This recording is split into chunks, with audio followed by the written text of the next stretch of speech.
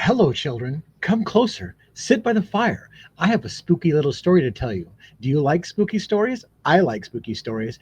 I've got a little tale to tell you from a small little town called Moscow, Idaho. And this is just fan fiction. It's not true, of course, not like the story we know to be true about a horrible monster named Bryan Kohberger. This story is just a fan story. It's a spooky little story that I want you to pay attention to. And of course, it didn't happen this way. It's purely fiction.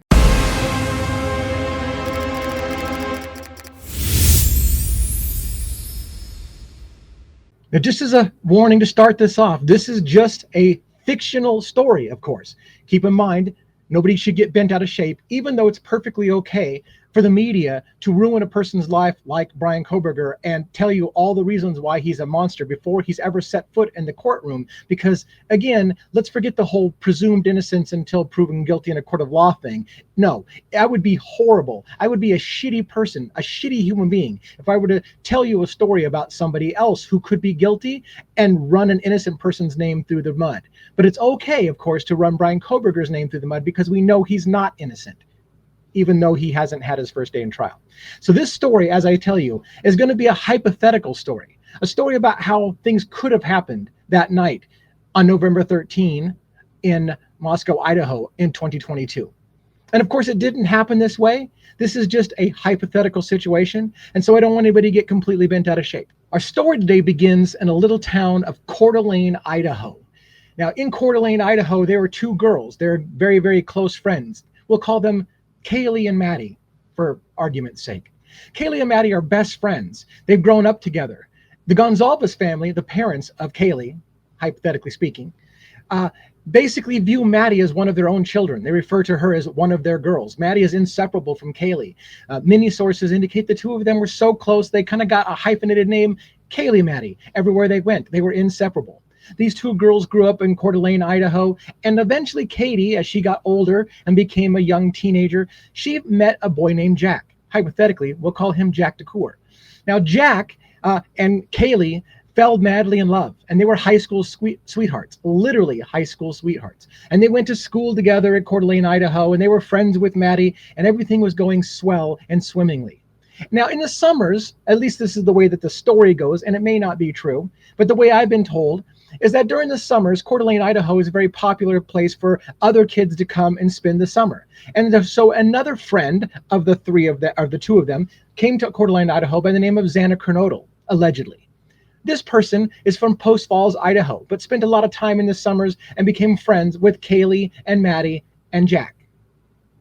In fact, the three of them, the three girls, Kaylee, Maddie, and Xana, were so close that when they were later murdered, yes, they were murdered in Moscow, Idaho, they had a memorial put together for them in Coeur d'Alene, Idaho. Now, Jack wasn't murdered, and we'll get back to that later. But the story goes of the story of Maddie, Kaylee, and Xana, and what happened in Moscow, Idaho. Why did things go wrong there, and what exactly was it? Now, as the story goes, Jack DeCoeur and Kaylee had an on-again, off-again relationship.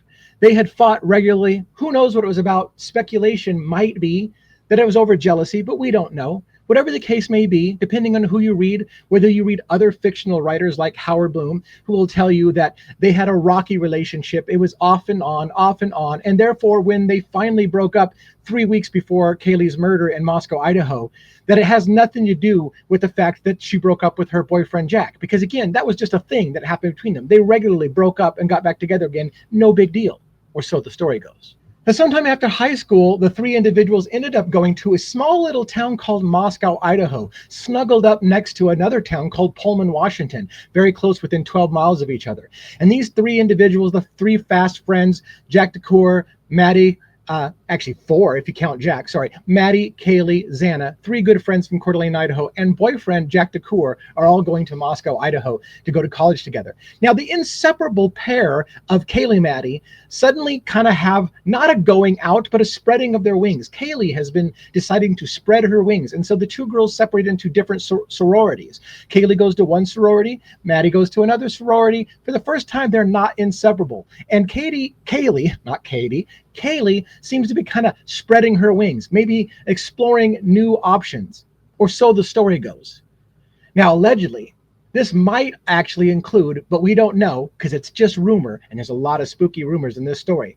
Kaylee may have been getting interested in other men. She may have decided that it was time to spread her wings and fly, that her long-term relationship with Jack, which has been an on and off again tumultuous relationship, maybe it was time for that to end. And so rumors had it around town, and it's pure speculation, and I'm sure none of it's actually true, that Kaylee may have been dating other men, that she may have been seeing other people, but not necessarily before it was completely 100% ended with Jack, or so the story goes. And so one has to ask, because rumor has it that at some point before Kaylee actually broke up with Jack DeCour officially and said the relationship is over, Kaylee started realizing that she was being stalked by someone. Again, as the story goes. And in fact, she was being stalked, and she was so worried that on multiple occasions, allegedly, Kaylee Gonzalez had reported to the Moscow Police Department that she had a stalker. And everywhere she went, her friends followed her to protect Kaylee because she was afraid of said stalker. Now, some rumors have it that Jack DeCour was realizing that Kaylee was starting to show disinterest in him and was starting to spread her wings and fly, that maybe she was deciding the relationship is over, and that it's possible, and this is just pure rumor and speculation, that Jack DeCour might have been having Kaylee followed to see what she's up to see if she's cheating on him, because the relationship is not 100% over, or so the story may go. And let's just say hypothetically in this story, because none of this is actually proven or supported, of course, by facts, it's pure speculation, much like Bryan Kohberger's story, but this one can't be true. That one has to be true, even though it's all speculation. Only one of those can be true. According to that idea that maybe Jack was having Kaylee followed, maybe it was enough. It was the final straw for Kaylee. And so 3 weeks prior to her murder, Kaylee has enough. She tells Jack it's over. Maybe, as rumor might have it, she was starting to suspect that her over-jealous boyfriend was controlling and having her followed. And she decides to end the relationship. And again, that's pure speculation. There's no proof of this whatsoever. It's just a story. And so Kaylee ends the relationship with her boyfriend, Jack. Now, many people say that Jack and Kaylee were supposed to be forever together. Jack DeCour is recorded by several people as having believed that Kaylee was the love of his life. Everyone thought that they were going to grow up together, have kids, raise a family. It was a foregone conclusion. They would never separate. But that's not exactly how Kaylee saw it, or so the rumor goes. So Kaylee decides to spread her wings, and she decides to end the relationship with Jack DeCour. Now, around that same time, and it's just an interesting coincidence, I'm sure it has nothing to do with the story whatsoever, but it's something that I need to point out because some people say, rumor is, this might have been related. That about the same time that Kaylee breaks off the relationship with her long-term boyfriend, Jack DeCour, who believed that Kaylee was the love of his life. In fact, did I tell you that they both got a dog together named Murphy? Oh yeah, they adopted a dog together. That relationship was solid, or so one of them thought. But as Kaylee broke off the relationship with Jack DeCour, suddenly Kaylee decides that rumor has it, maybe she's not safe staying at 1122 King Road residence with all of her other friends, her friends from Coeur d'Alene, Idaho, and other roommates that are living there at that house. And so Kaylee decides, after breaking up with her boyfriend of Jack DeCour, who lives right next door or very, very close to the King Road residence, that maybe it's safer for her to stay home with her parents, out of town, out of Moscow, Idaho, and finish up the semester, her last semester before graduating and taking a job in Texas, and taking her dog with her to Texas, after breaking up with her boyfriend, that maybe it was wise for her to stay away from Jack DeCour and stay out of the house at 1122 King Road residence. So rumor has it that maybe this was the reason that Kaylee didn't want to stay at the house for the last 3 weeks, 3 weeks after, which is the same timing that she broke up with Jack DeCour. Now, of course, all of that is pure speculation, and I'm sure it's complete coincidence, the timing of her breaking up with Jack DeCour and then going to live with her parents. I'm sure the two have nothing to do with each other, but that's the rumor mill. But then Jack is furious. He's been told that Kaylee's moving on, that she's going to take another job in Texas. She's going to take his dog with her. And there are rumors circulating that Kaylee may have actually gotten pregnant by another man. Now, some believe that Jack DeCour would be upset about that. Now, others, I realize, have told me that it makes no sense. No man is going to murder somebody because she got pregnant by another man. Nobody does that thing. That's ridiculous. Much more logical, of course, is that an incel from Pullman who just can't have pretty women decides to randomly slaughter a house of 6 people and leave 2 of them behind. That totally makes sense, but not a boyfriend who's losing the love of his life and his dog That makes no sense whatsoever. So we're going to put that stupid shit aside. But I'm going to tell you about the story, the rumor. So Kayla's going to move on. She's going to go to Texas. She's told Jack DeCour, and she's staying out of the house. But Jack is fomenting anger in the story. And allegedly, Jack is thinking to himself, is this true? Has she been cheating on me? How long has this happened? And I'll be damned if she's going to leave me. She'll leave me over my dead body, or more correctly, in Jack's story, over her dead body. But again, that's just rumor and speculation. So Jack begins to secretly foment hatred towards Kaylee. But the problem is, she's gone. And he's thinking, as some people say, and I know this is a ridiculous scenario because no one in America does this, but some have said that some men, when they're losing the only woman that's ever meant anything to them, have an attitude, as sick as this sounds, of if I can't have her, no one will. Now, I realize that's ridiculous and far less plausible than an incel who can't get laid deciding to kill 4 women because it's the only choice he has. I realize it's ridiculous to suggest that a man would be heartbroken about losing the love of his life and would think that if I can't have her, no one else can have. But let's say in the story for a moment that that could have been possible. So now Jack DeCour is coming up with a thought. I'm not going to let her get away with this. But what do? She's moved out of town. She's not living home. He's trying to get sympathy from other people, perhaps. He's talking to his friends about his cheating girlfriend who's left him and is going to take, and he's getting sympathy from people. And there are people who are sympathetic to Jack. I imagine, for example, that he's got some friends who are like, yeah, screw her. She did you wrong. She cheated on you.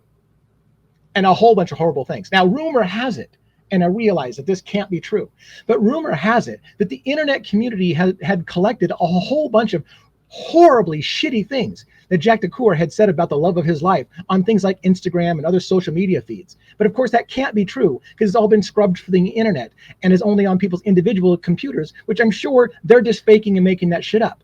But the rumor has it that Jack said some very horrible, nasty things about Kaylee and that he wasn't happy at all about the ending of the relationship. Now, if you listen to other fictional writers like Howard Bloom, he'll tell you that things were just fine. In fact, maybe Kaylee was trying to win back Jack DeCour because it was always on again, off again with them. And I'm sure that they were perfectly fine. In fact, according to Howard Bloom, they were fast friends. Now, I have a feeling, rumor has it, that Kaylee didn't feel the same way as Jack did about that whole situation. In fact, oddly enough, rumor has it, Howard Bloom even tells us that the night that Kaylee was murdered, she came back into town at a surprising time. Now, the story might be, in this fictional, plausible world that we're imagining, that Jack DeCour needs to get Kaylee to come back into town because he's fomenting an idea. He's got anger and hatred. She's not going to leave him. He's not going to let this happen. But he doesn't know how to vent his frustration. So he's got to get her back in town. Now, he can't ask Maddie, who's still living at 1122 King Residence, because they're best friends. And she's never going to go along with Jack, oddly enough, asking, hey, can you get Kaylee back in town? Wouldn't that look suspicious? Can't ask Xana. Xana's also one of the best friends from Coeur d'Alene. They all grew up together. So him asking Xana, hey, could you get Kaylee to come back in town? Probably looks sketchy as fuck. But what about another roommate who stayed there? Someone, let's call her Dylan, for example. Let's say Dylan, rumor has it, doesn't really like Kaylee. There's kind of this odd, we're just going to pretend like we like each other, but we don't really like each other. Now, again, these are pure rumors and speculation that Dylan Mortensen really didn't like Kaylee. But if that was the case, and it was possible that Jack DeCour thought, what if I have an in here? Could I get Dylan to lure Kaylee back to 1122 King Road Residence so I can contemplate doing something to make sure that she doesn't leave me and no one else can have her? So the question then asked in this crazy story that is completely implausible, that Jack DeCour recruits Dylan to say, could you try to get Kaylee back to the house? Maybe ask her if she could be your +1 to like some kind of fraternity or sorority party. That's it. Ask her to be your +1 to a sorority event. Rumor has it, Dylan tried that. And rumor has it, Kaylee was like, sure, sounds fun. In fact, rumor has it that Kaylee had just leased herself a new car and was kind of excited about the idea of showing off her car anyways.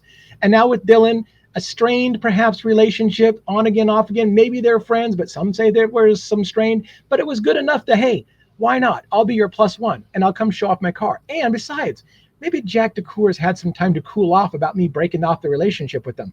And if I'm there with a bunch of friends at the house, what's the real risk anyways? I'll have friends with me. So is it possible Kaylee took a risk to come back to 1122 King Road resident for one night? Now, I realize that it makes much more sense that Bryan Kohberger is somehow off in Pullman, Washington, thinking and fantasizing, lusting over the idea that maybe he can kill some female because he just can't let that feeling go. He must kill.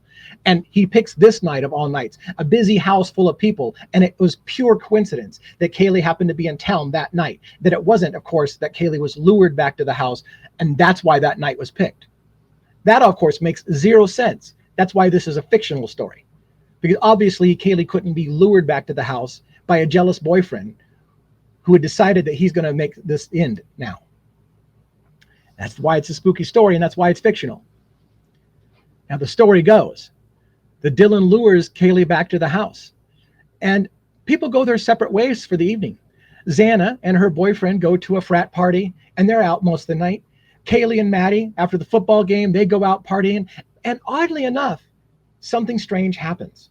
Now, again, the fictional writer Howard Bloom tells us it's strange that Kaylee decided to go to a bar that night with Maddie, which was one of many bars in the area. In fact, there were bars that were closer to the 1122 King Road residence that would have made more sense for her to go to. Why? Because the bar that Kaylee decides to go to is the bar none other than the one that her ex-boyfriend Jack DeCour frequents all the time. In fact, Jack DeCour's good friend Adam is a bartender there at the bar. And it's known that Jack DeCour always hangs out at that bar. So Kaylee picking that bar is odd. Now, if you were to listen for Howard Bloom tell you, he'll tell you that Kaylee probably secretly was going there to win Jack back.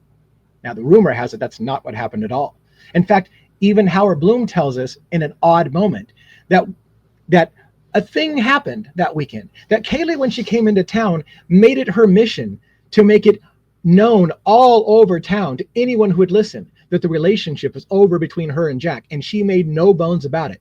In fact, according to Howard Bloom, in a really weird, strange twist in this story, will simultaneously suggest that maybe Kaylee was trying to win Jack back with some kind of weird jealousy thing, while simultaneously going to the very bar that Jack's hanging out with, along with his best friend and his friends, I'm sure, circle, and then humiliate him in front of everyone at the bar by telling everyone loudly at the Corner Club bar that night that it was over between her and Jack. Witnesses, according to Howard Bloom, the fictional writer, witnesses allegedly saw Jack DeCour and Kaylee exchange a very terse set of words in the bar. He did not seem happy at all. That did not seem to be a cordial relationship. And an odd thing happened, according to the rumors in the story, was that Maddie spent hours of that evening at the bar talking to Adam, the best friend or close friend / roommate of Jack DeCour, talking to him all night long about something.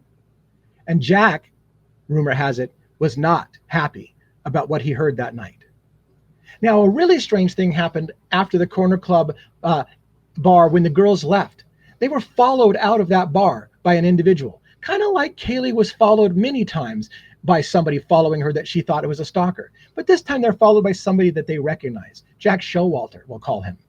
Now, in this fictional story, Jack Showalter doesn't seem to be walking with the girls. These are caught on camera. And I realize that this part is a little bit true, but it's got to be fictional. On camera, we see Jack Showalter following the girls. Now, what happens on camera, of course, doesn't tell the whole story, I'm sure. Jack Showalter seems to follow the girls from a distance, not really engaged with them, always nearby. He seems to want to follow them out of the bar and keep tabs on them. Now, rumor has it, he might have been keeping tabs on Kaylee for Jack DeCour, who is very upset, very angry, and has plans for Kaylee that evening. And as they're walking along with Jack Showalter riding in the shadows, Maddie and Kaylee have a moment. Kaylee is concerned about what was said to Adam at the bar out of her earshot. She says, "Maddie, what were you talking to Adam about? What did you tell Adam?" Very clearly on that audio, Maddie tells Kaylee, well, I told him everything. And that kind of ends that conversation. And of course, we don't know what that means exactly. Now, rumor has it, everything could have included who Kaylee was dating, maybe things that Kaylee had said about Jack, maybe insults that Kaylee had said about Jack. Maybe even some have rumored that Kaylee had gotten pregnant. Whatever it was, Maddie told Adam everything. And rumor has it, Jack was not happy. Jack DeCour. And rumor has it, but it's pure fantasy, that Jack DeCour might have had Jack Showalter follow Kaylee out of the bar, because it doesn't look good for what Jack DeCour could be planning for him to be following her. Now, Jack Showalter follows the girls to a grub truck, where Jack DeCour also shows up later. And you see on camera an odd thing, which we can't be seeing correctly, which is that Jack Showalter is kind of staying off in the shadows, watching the girls, makes some kind of comment to Maddie about they're going to get you for this. Now, I don't know what that could possibly mean, but rumor has it that whatever it was that Maddie was running her mouth about to Adam at the corner club bar has pissed Jack off. And they, or someone, is going to get the girls for that. Now, that's just a rumor, of course, that whatever Maddie was running her mouth about might be what they're going to get you for tonight. And Jack Showalter keeps an eye on Maddie and Kaylee. At some point, as he's off in the distance, we hear Maddie turn in the direction of Jack Showalter and say, "Fuck you." I don't know what it was that Jack Showalter said, but Maddie apparently wasn't very happy about it. Jack Showalter, however, along with perhaps Jack DeCour, who is seen on many videos, and people are pretty sure that he showed up out there as well, after maybe a friend followed Katie to Corner Club. Now Jack's paying attention as well. And then the girls get into a Uber, rideshare, whatever the fuck you want to call it, and they drive off, pardon my French. And the rumor has it at this point, the girls arrive back at the house at 1:56 a.m. Shortly before that, Xana and Ethan also arrived back at 1122 King Road residence. And rumor has it that Dylan was trying to make sure where the girls were, wanted to know that everybody was back by a certain time, as if Dylan wanted to help somebody make sure where Kaylee was going to be at what certain time. Now, the rumor has it at this point that Jack DeCour certainly was exhausted and he had to work at the morning. So Jack DeCour did something that would be understandable for somebody going to work the next day. He went home and he went to bed. And we know this is the case because cameras saw Jack DeCour entering his house, and his cell phone stayed in that house for the rest of the evening. So obviously it's 100% true that there's no way Jack DeCour could have done what is alleged to have happened in this story. That's why it's a fictional story. Now, I want to point out that it might be true that Steve Gonzalez himself was contacted by somebody posing essentially as an undercover kind of reporter working with somebody else to get information, and had a text conversation with Steve Gonzalez. And Steve Gonzalez said an admission to him that, yeah, you know, when my daughter was murdered, it seemed like they ruled Jack DeCour out too quickly. Jack and Jack. He said the Jacks. Jack DeCour, Jack Showalter. Now, that's allegedly, of course. Now, we do know from the rumors that Steve Gonzalez has gone on multiple appearances on TV and in various podcasts and talked about in the early stages of the investigation of his daughter's death, he felt that the police had overlooked some suspects too quickly and ruled them out. Now, we know that the law enforcement ruled out Jack DeCour because they saw him go into his house and he left his cell phone there all night long. Obviously, he couldn't have done the murders. Of course, allegedly, and some of you can't prove this because it's out there in the wind, but who knows if it's the truth, Steve Gonzalez admitted to this undercover reporter or whatever gathering information that, yeah, technically, Jack DeCour could make it to 1122 King Road residence without being seen on camera. So he could go into the house, and Steve Gonzalez admitted that there's a way to get to 1122 King residence from that house where Jack DeCour was staying without being seen on camera leaving his house. So it sounds to me, as some of the rumors go, that even Steve Gonzalez was unsure that Jack DeCour had as great of an alibi as law enforcement had. But that's crazy, because we know law enforcement always does their due diligence, and they saw him go into the house, and his phone stayed there all night. So clearly he couldn't have done it. Also, keep in mind that according to Judge Stephen Hippler, since we know the killer who killed them that night arrived in a car, and since Jack DeCour lives right next door, there's no way Jack DeCour could have done it, because how could he drive to the scene when he could have just walked over? Let's put that aside for a minute in this crazy, crazy story that is a rumor and spooky. So let's say now that Jack DeCour, let's imagine for a moment that Jack DeCour didn't go to sleep. And now we see that at the house, something has happened. Kaylee appears, rumor has it, to be very worried about what was said at the corner club bar and how Jack reacted. Jack seems to be very angry. And remember, in this rumor, Kaylee had decided not to be staying at 1122 King Residence because she feared perhaps Jack DeCour, under the rumor, of course. And so now she's terrified. She was afraid of him enough to leave the house, allegedly. And now he's upset about whatever shit talking happened at the corner club. And she was doing her fair bit of shit talking as well, making sure everyone at the bar knew it was over. But maybe in their drunken state, the two girls didn't show the best discretion. And maybe Jack made it clear that he was hot furious. Maybe things were said, threats were made, and Maddie said at the corner club, at the grub truck, "Fuck you," because threats were made. But that's just rumor and speculation. So let's say now that Jack DeCour is watching the house. And now he realizes, shit, Xana brought Ethan back to the house. Now there's a 6-foot-tall athletic dude in there that's going to ruin my plans of going in there and exacting revenge on the woman who's going to leave me and take my dog. But again, that's ridiculous, because who would do that kind of thing? Nobody's going to kill somebody over a woman. But let's say in the spooky story and the rumor that's going around in the rumor mills and the dark circles, that Jack DeCour decided that maybe he needed a little help, because Ethan was an unexpected addition to the house that night. He could maybe get in and take care of everything, even if something went wrong, if it was just a bunch of girls. But now you've got Ethan in the house. So let's say, and there's no proof of this whatsoever, that Jack DeCour reaches out to somebody on text messages or a phone call.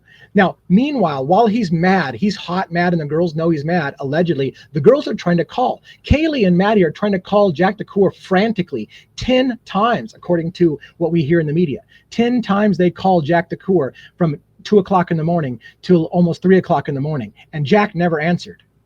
Why? Was Jack sleeping? Rumor has it he was sleeping, but a rumor also has it that maybe he was doing something else. Maybe he was calling in a little help for his plan. Now I got a problem. I got Ethan, 6-foot-something athletic dude. If that guy gets involved, I got a fight on my hands. So maybe he calls in help. Maybe he texts somebody. Maybe he knows somebody. Maybe Jack, who, by the way, rumor has it, and this is a crazy rumor. Rumor has it that Jack liked to skin animals and leave them on people's doorsteps, that he had pictures of himself with knives, that he was kind of a twisted individual. But of course, that's complete crazy rumor speculation. Of course, there was also that weird speculation that Jack Showalter left the country right after the murders for a while until things cooled down. That also turned out to be not true, according to like family members of his who said that never happened. But those are the rumors running around, is that Jack Showalter quickly booked out of town after the murders. And then he had this weird penchant for knives and cruelty and all those things. And Jack Showalter followed the girls that night. But again, those are crazy, crazy speculative conspiracy theories that are completely circumstantial and far less plausible than the incel who can't get laid from a college next door. Let's get that clear. So let's say he calls up some help. Maybe he knows somebody. Maybe a friend of Jack who knows another individual who is maybe a former vet who served in Afghanistan and was skilled in knife fighting, had PTSD, all these things. Rumor has it, and everybody hates this rumor, that there was an individual named Bryan Kohberger that maybe these men know, that maybe Jack Showalter knew Bryan Kohberger, maybe Jack DeCour knew Kohberger. And maybe they call Kohberger and say, look, I've got a problem.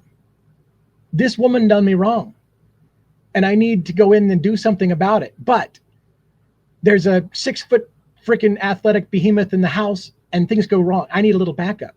And the problem with that scenario, if it were to happen, was that maybe Bryan Kohberger didn't have a car because he'd had drinking incidences, he had no license, and he didn't have a car to drive himself. But if he could get a ride to the 1122 King residence, maybe he could help out somebody who's planning on going into the house like a Jack DeCour.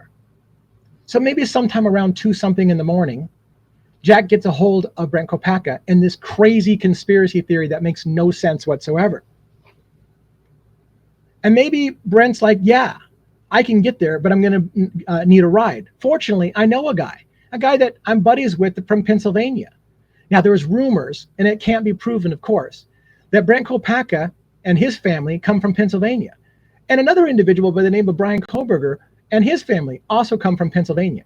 And there are many, many rumors, speculations that can't be proved because, of course, law enforcement really don't care to look into those connections, that the two of them knew each other from Pennsylvania. And if that's the case, it would be a super weird thing and completely unbelievable that it happened, is that these two guys from Pennsylvania, who may have at one point lived within about 7 minutes of each other in a town in Pennsylvania where Bryan Kohberger was going to college, now end up about 2.5 miles away from each other in Pullman, Washington. But of course, that's crazy talk.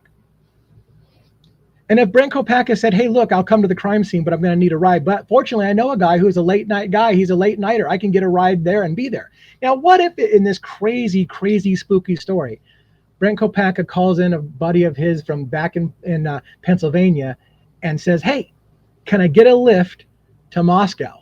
I need to go take care of something and get some, let's say just says I need to get some property back that belongs to me. So I just need you to take me to this house and be a lookout. Now, in this crazy conspiracy theory, hear me out, Bryan Kohberger may have left Pullman, Washington around 2:45 in the morning, picking up his friend Bryan Kohberger. But again, there's no proof at all that these two gentlemen knew each other. But it's just a story, and it's just a question. So Bryan Kohberger picks up Bryan Kohberger at around 2:45 in the morning as Jack DeCour is ignoring the frantic texts from his ex-girlfriend, who is worried about that maybe she pushed things a little too far at the corner club. And maybe they're on their way to Moscow. And maybe Bryan has agreed, and it's possible in this crazy, spooky story, that Bryan Kohberger has no idea what's going to happen. All he knows is he's giving somebody a ride that wants to go into a house and get some of his shit back. Maybe he doesn't even know what's about to happen. In fact, maybe Bryan Kohberger has his own knife. And maybe, again, Kohberger doesn't know. It's possible Kohberger could be dressed in regular street clothes and Kohberger could be in the car dressed in dark getup because he's going to go clandestine into a house and get back his shit. And maybe Kohberger is just the driver. But I realize that's complete nutbaggish conspiracy theory. There's no way it could have happened that way. Now, let's just say for the sake of argument that these individuals are now going to the house and Jack DeCour is going to take care of the jilted relationship with Kaylee, and he's going to make sure that this doesn't happen, that she doesn't leave him, or if she plans on leaving him, that no one else is going to have her. So what if in this hypothetical situation Jack DeCour slips out through a back route, not on camera, to the 1122 King residence? And what if he's waiting as another individual who's going to help him, a second person to help him with these horrible things that he's got planned in his mind, to go into the house? But there's a problem. They arrive and there's a DoorDash driver delivering stuff at 4 in the morning.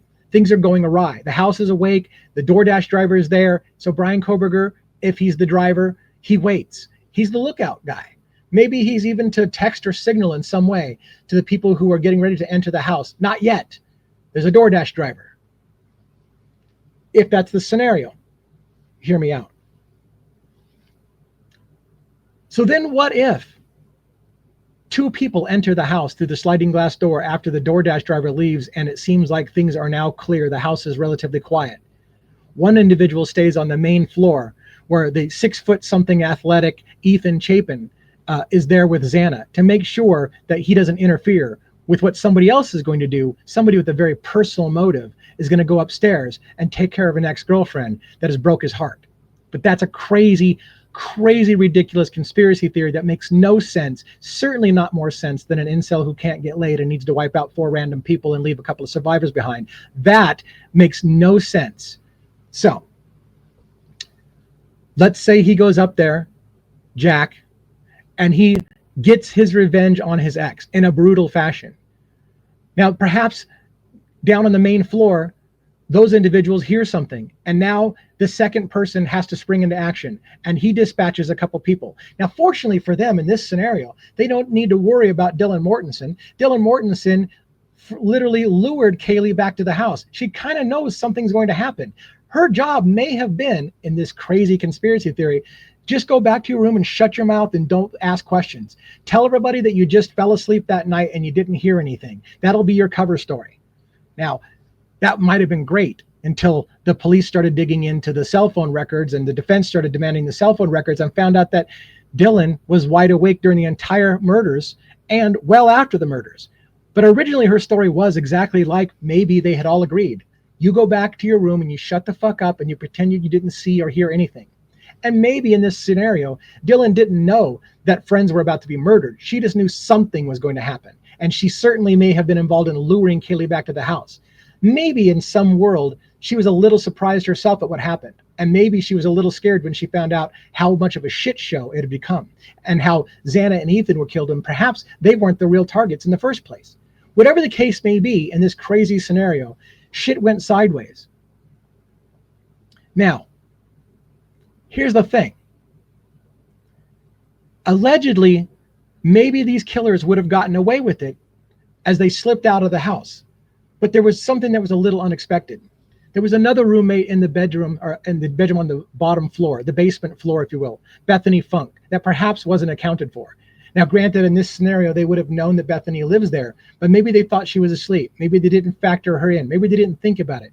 But according to rumors, such as Steve Gonzalez texting with an undercover reporter of some kind, an investigator who's sharing information with Steve Gonzalez, he says, do you remember that Bethany Funk saw someone in the kitchen by the sliding glass door? She saw a naked man in his underwear putting clothes in a plastic garbage bag before leaving the house. Now, holy shit. Why have we not heard about that? It can't be true. It can't be true, because certainly we would have heard about it by now. But if it was true, and if the rumors are true that Steve Gonzalez admitted that he knew Bethany Funk saw someone leaving that kitchen naked or in a pair of underwear after stripping off their bloody clothes and putting it in a garbage bag, maybe that explains a lot of things. But maybe there was one small problem. Maybe what Bethany Funk saw wasn't Bryan Kohberger. And by the way, while I realize that this is just a crazy story, and I have another one for you about Silence of the Lambs and about what Bethany Funk actually saw that night and why they don't want her to testify. But that's a crazy story as well. But let me say this. If you've heard this crazy story and you thought to yourself, well, even if it did happen in this crazy fictional, no way that could have happened scenario, even if it did, that means Bryan Kohberger is an accomplice to murder because he was there and he drove someone to the scene. And if in your mind, you're okay with Bryan Kohberger going to jail and being shot by a firing squad and put to death, while 3 other people who were involved, 4 other people if you include Dylan, 5 other people if you include Bethany keeping her silence. If you're okay with all 4 or 5 or those people all walking scot-free because at least one person went down, you and I are not the same.